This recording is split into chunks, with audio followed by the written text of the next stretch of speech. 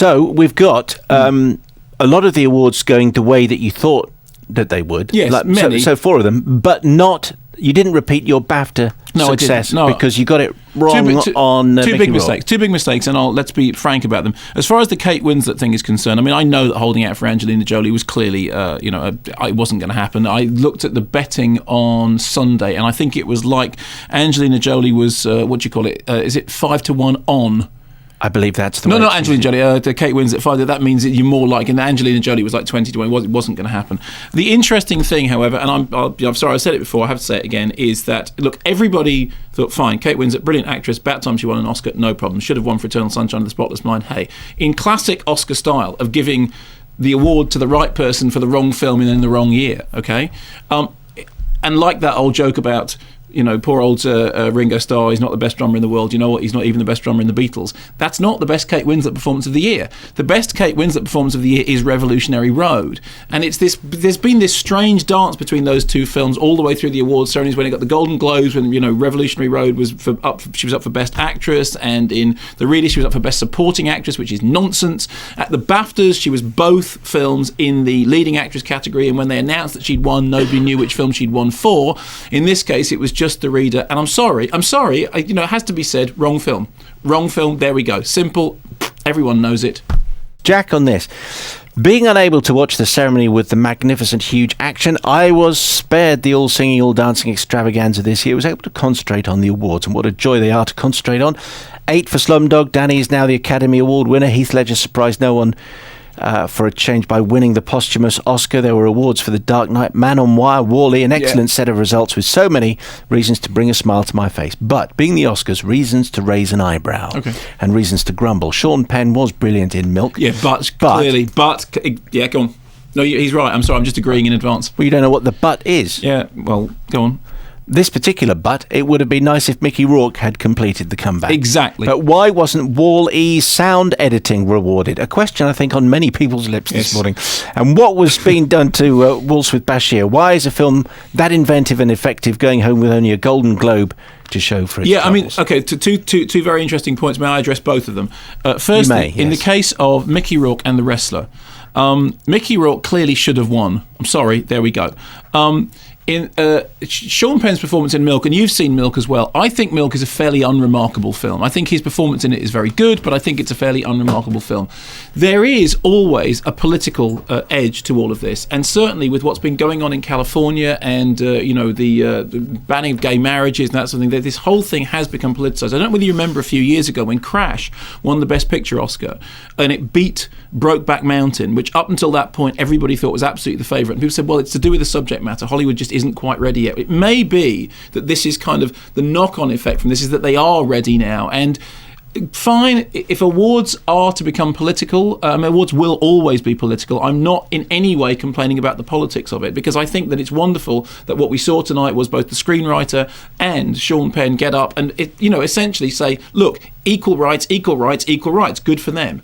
I do think, however, that as the years go by, people are going to look back on it and go, the really outstanding performance that year was Mickey Rourke in The Wrestler. Whether Mickey Rourke does another good performance in his career, who knows? Because as I said when we reviewed that film, if he can't do that role, what else can he do? But it is his Raging Bull. It is his Godfather. It is his, and if I was Mickey Rourke sitting in the front row and I lost out, you kind of think, well, that's it. You ain't never going to get an Oscar now. But you know what will happen? In 5 years' time, he'll make a quite middle-of-the-road, moderate movie. And people feel guilty and the Oscars will realise that, we missed, and they'll do that. It's the Martin Scorsese factor.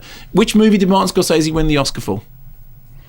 I forget. Exactly. I've got it right. That's exactly the right answer. Which movie did he get it for? I forget. The Departed, right? No, not the right ones. Not Taxi Driver, right? Not Mean Streets. Not King of Comedy. Not any of the things that people consider to be the really fine work. But the film so far, when they've gone, have we never given Martin Scorsese an Oscar? Shouldn't we do something about that? And second thing, on the subject of Man on Wire, best acceptance speech of the night. I mean, there was a good gag from Robert De Niro, who did this when he was introducing Sean Penn, and he said, how has he done it all these years? How has he pretended to be a straight man all these years? Which got a big laugh, which kind of shows you how the tone has changed to some extent in Hollywood. Best acceptance was Man on Wire, which I love, which is a British film, which would be trumpeting its success. Philip Petit was called out of the audience. They called him and said, Philip, if you're here, come in. So Philip Petit ran on the Oscar stage, produced from his pocket a coin, he said, that was given to him by Werner Herzog, which he then made disappear. He did a little magic trick with it. And then he picked up the Oscar and he balanced it on his chin.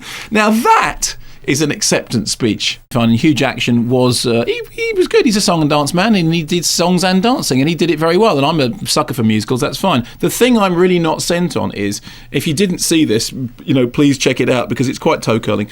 In the acting categories, rather than having clips from the films when they said, and here are the nominees, what they did was they got 5 previous winners up on stage, each one of whom would then do a sort of a soliloquy about how fabulous one particular nominee was.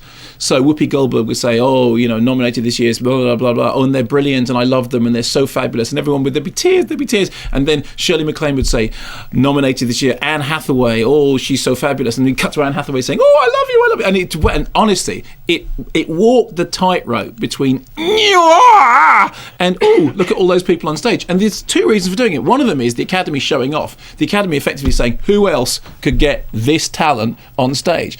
And the other, it seemed to me, was simply to just crank up the yuck factor, because it meant that no matter who won, everybody got a moment of going, thank you, in a way which is really toe curling. What I want is a guy to come up on stage and go, here's the nominees, 4 you lost.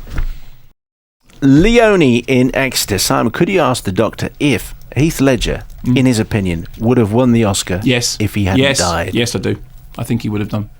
I really do think he would have done. I think that was the outstanding thing about The Dark Knight, and I think it was right.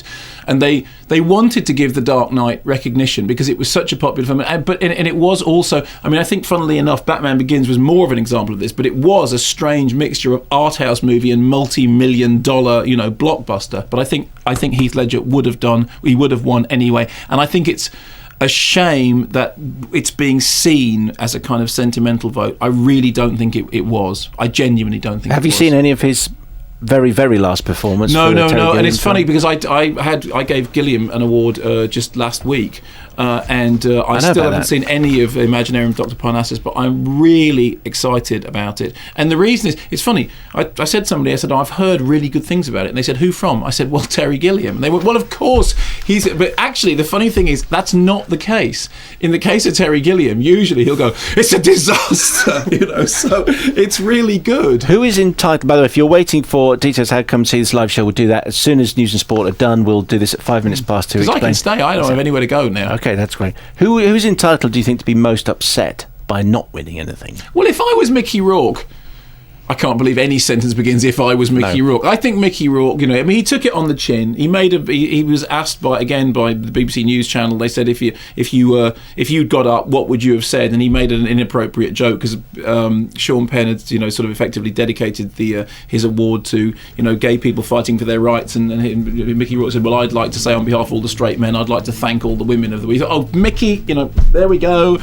Here's the sound of Mark banging his head on the table.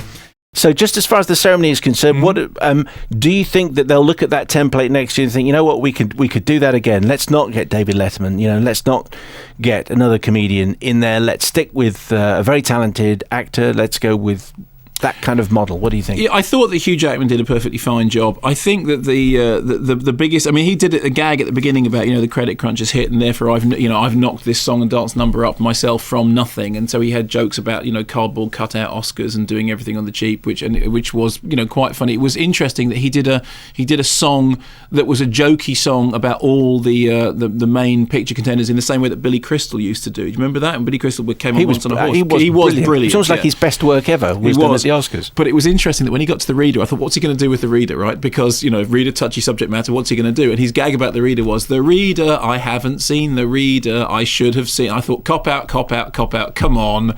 Really, if you were worth your weight, you would have done better than I haven't seen the reader. You would have gone for the offensive gags. But nice to have you singing on the programme. No, thank you. Obviously, I always like to. The thing that I hope they ditch is this business of getting out actors and actresses to do this sort of toasting of the nominees. I mean, I have to say, what the yuck factor was very, very high. Just a word on the foreign film Oscar, because a number of people on their emails just saying essentially, what about Waltz with Bashir? No, I know. What's happened there? Look, I mean, if again, as I said, having been brought up a Methodist, essentially not a betting man, but the feeling with everybody was that the title fight in the foreign language film category was between Waltz with Bashir and Class, which won at the Palme d'Or at Cannes, and Waltz with Bashir, which I thought was pretty much the best thing that I'd seen at Cannes, other than the Terence Davies movie, which has been overlooked everywhere, except for the Kermode Awards where it won Best Film.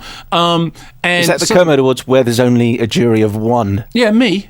Yeah, that's right. Hence the name. Wouldn't it be great if we all had our And then own? suddenly Departures, this Japanese movie, won in the front. And there was an audible... I mean, I think it wasn't just in the auditorium. It was like around the world. Hey, what? Who? Because, I mean, we haven't seen hide nor hair of that film over here. And, I mean, one must assume that it has value. But it was very interesting. The foreign language film category is always going to cause them problems. As you know, the biggest gripe about it was the fact that Gomorrah didn't even get into the long list. There's a longest list, then a long list, then a short list, which is the nominations, and Gomorrah didn't even get into the longest list. It's a completely cockamamie category, and every year it kind of gets everything wrong from the beginnings of the nominations. And this year, now, I'm not, because I haven't seen Departures, and I certainly hope it's a terrific film. I have to say, considering the competition that it beat off, it better be pretty good.